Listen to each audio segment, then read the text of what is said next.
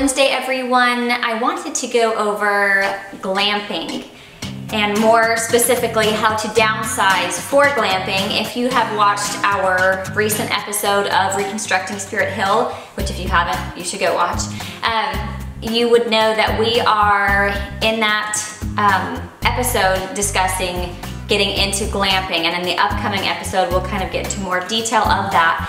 But something that I probably won't mention in that episode that I'd rather address here is the downsizing and reorganizing that needs to happen if you're looking at going from a full home into a camper or into a smaller living space for any interim. The things that I want to stress are just really minimalistic things. Just less is more. I know that if you were to look around at your home and think of just how much stuff a family collects or has, it's a lot. It's a whole heck of a lot. So really thinking in the mindset of bare essentials, minimalistic thoughts.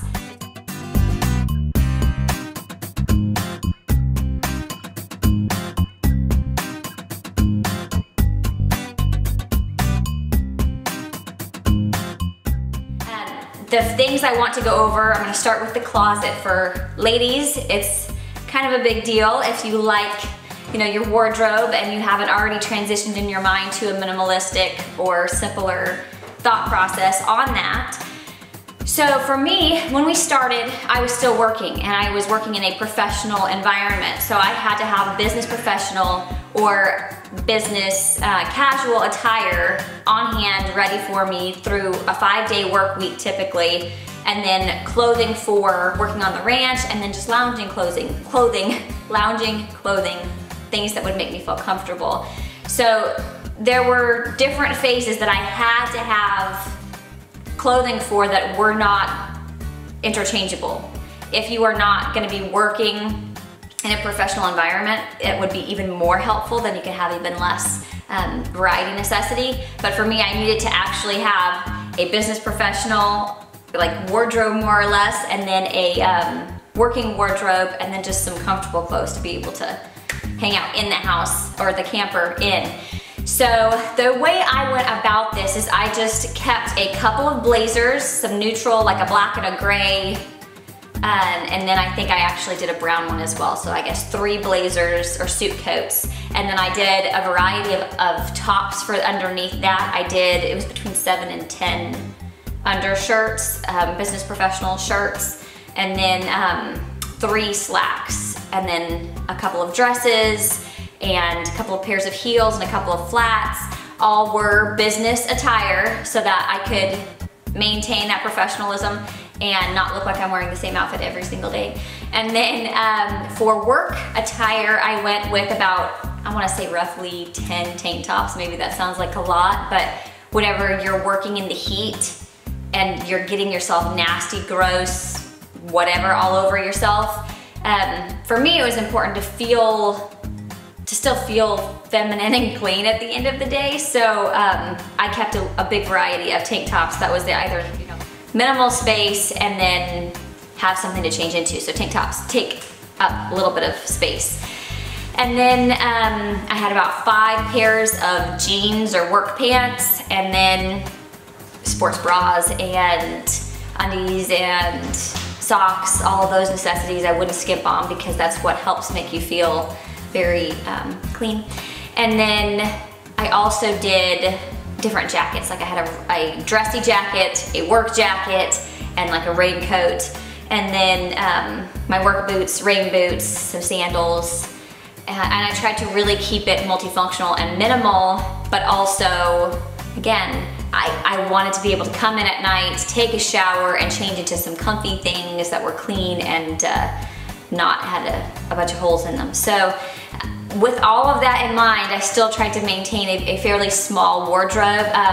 We did have a ton of storage space in the camper that we found.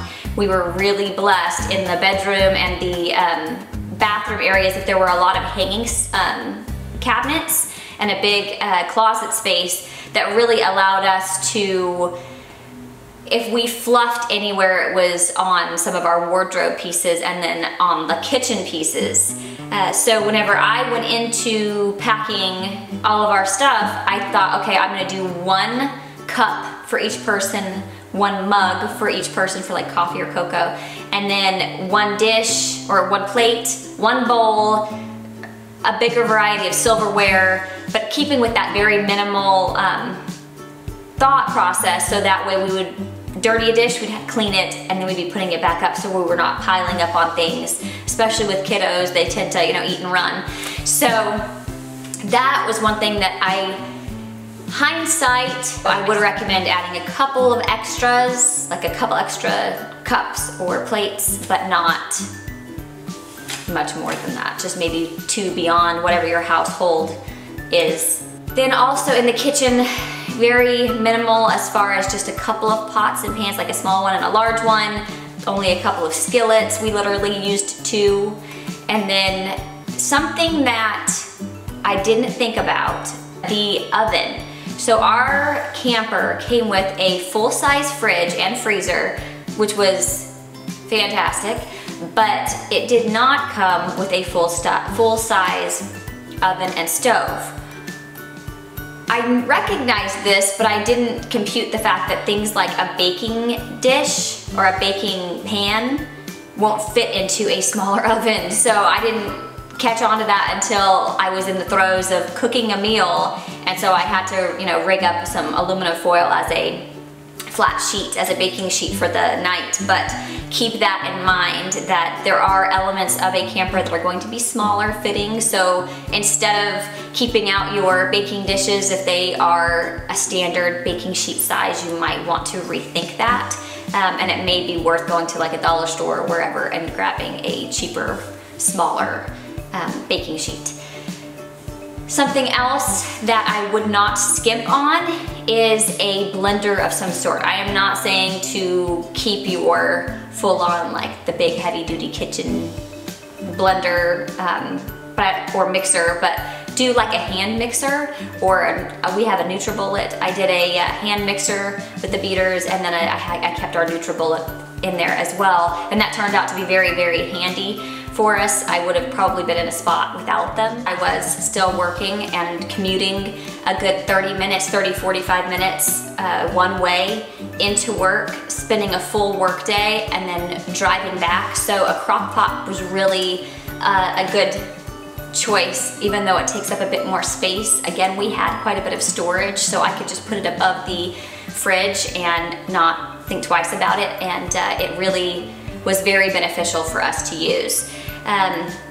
The other thing in the kitchen that was a little bit of a space grabber, but I found vital, was the coffee maker.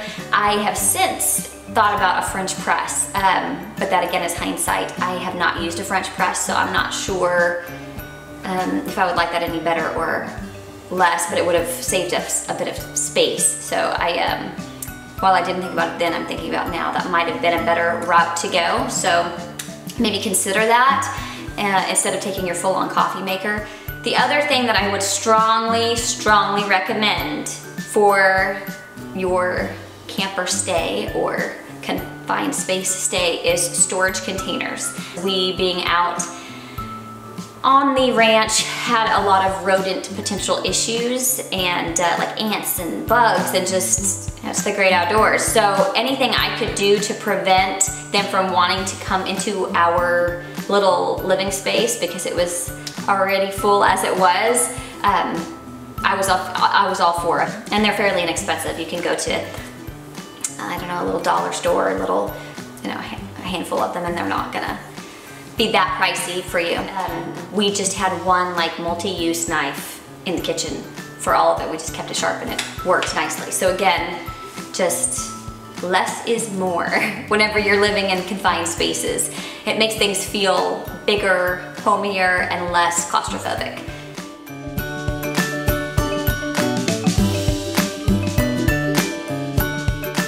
So much so that we wound up using part of our kitchen slash dining slash living room space as clothing storage for one of the kiddos.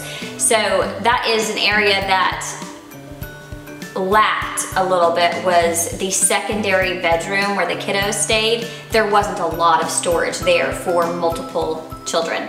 So we utilized the ample amounts of space that we had in the kitchen, dining / living room for some closet space for one of our kiddos, and then it worked out pretty well. That is another area that I would recommend really going with the minimalist approach on, is your kids' areas, your kids' clothes, books, shoes, toys. Big one is toys. So for our 7-year-old, 6 at the time, we chose Legos, which pro and con, if you have a child who loves Legos, they get everywhere. But it kept our son occupied for hours on end, and it was something that he could do inside, and it was fairly minimal. We had him maintain it to a certain corner, and it was fine. My daughter, we chose more along the lines of a couple of books and some drawing material and nail polish, because she loves getting all cutesied up. As far as cleaning the camper, the route we took is we just had one of those little Swiffer wet jets and some sponges and a little shark vacuum.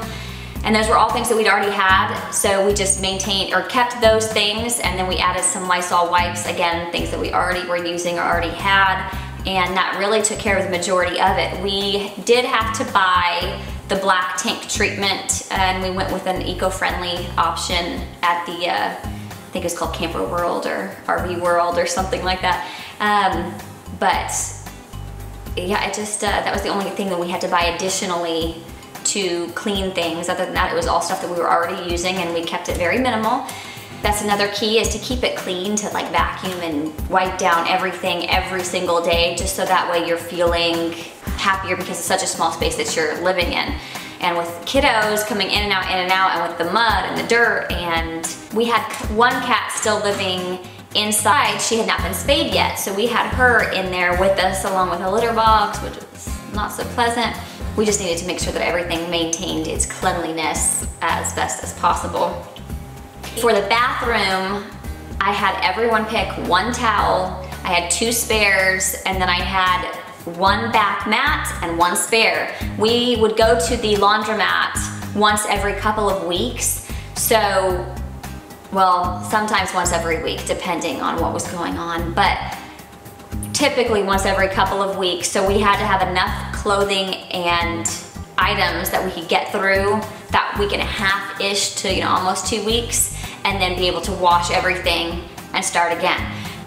The less you can bring, the cleaner you can keep it, and the more it will stay homey feeling rather than like a clustered nightmare that you need to escape from.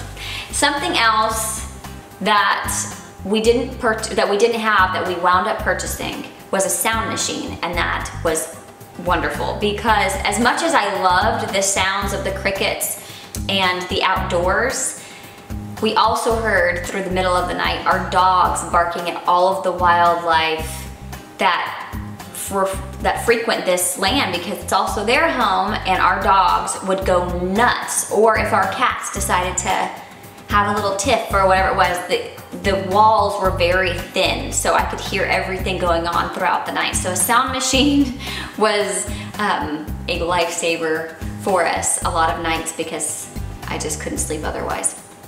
Something we did to help us to enjoy the glamping life, or help us feel more, homey, is we put down a long mat in front of the camper to try and keep the mud out and create a landing pad, so to speak, for us and the kids to just hang out on in our lawn chairs, or to take our boots off before we came in the camper, anything like that, which was a great help. I do highly recommend doing something like that, especially if you are anywhere where you get a lot of moisture. You don't want to be dragging in a ton of mud, because then it's a pain in the butt to clean up, and then it's just it's not pleasant. So yeah, I hope that was helpful. I hope that if you do decide to take the plunge into glamping while you are building a homestead or transitioning to something else, that you can make it a pleasant experience, and that you can appreciate all the little isms of your other loved ones, and happy glamping.